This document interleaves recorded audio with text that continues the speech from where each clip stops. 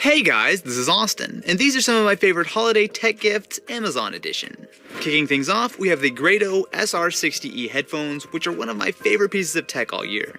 First of all, they look straight out of the 90s because they are. These headphones have been around for over 20 years with minor revisions, and that's for a good reason. With an open back design, they sound fantastic. You get a level of immersion with your music that's just not there with most closed back headphones. The trade-off is that there's a ton of bleed. People around you are going to hear your music, but that warm, distinctive sound is worth it for me. The build quality isn't anything too impressive. The band adjusts with a simple sliding mechanism, and the ear cups do get a bit uncomfortable after an hour or two of listening, but none of this really matters when you consider just how good these sound for the price. They're not for everyone, but they've been on my ears basically non-stop the last few weeks. Next up, we've got the Alcatel Idol 3 smartphone.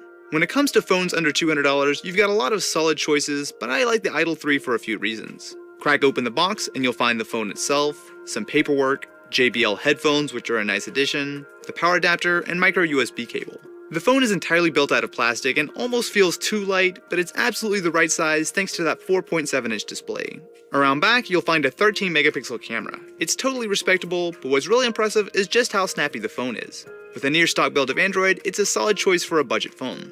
For something a little more fun, we've got the Logitech G920 racing wheel for Xbox One and PC. I really enjoy racing games, and this is a huge upgrade from playing with a controller. Included is the wheel itself, the surprisingly substantial pedals, a few instructions, along with the power adapter. The wheel has a nice feel with a leather finish and real metal paddles, and the pedals are weighted to give a more realistic feel while driving. Paired with Forza 6, this is seriously awesome. The wheel has force feedback to react much more like a real wheel on a car would, and while the brake pedal is a little firm, everything works just like you would expect. Put it in cockpit view, and it's a really cool experience to see the wheel in the game react just like the real one in your hands. While it might not be the cheapest option out there, the G920 is about as legit as it gets. Changing gears a bit, we've got the Sony a6000. While there's a place for high-end DSLRs, the a6000 delivers nearly the same performance and a much more manageable body. Inside the box, you'll find a pile of paperwork, camera strap, micro USB cable, battery, eyepiece, AC adapter, and the a6000 itself.